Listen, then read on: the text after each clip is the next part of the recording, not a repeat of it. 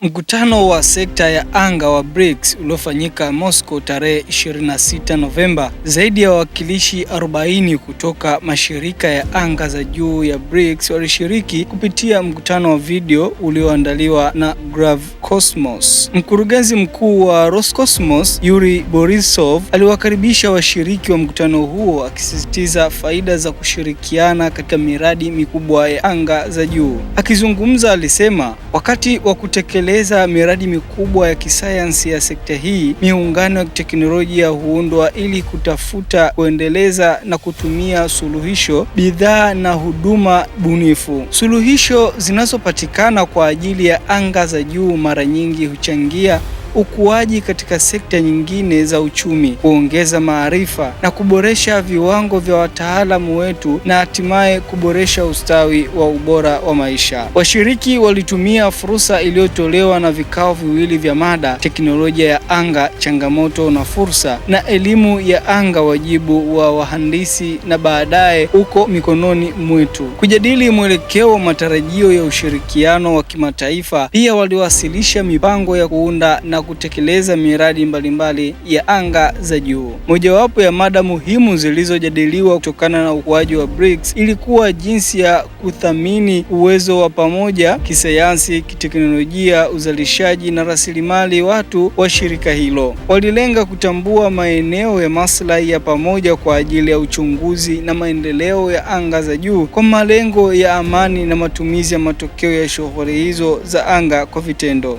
Majadiliano yalihitimishwa kwa kikao maalum kilichojitolea kwenye uchunguzi wa mambo mbalimbali duniani.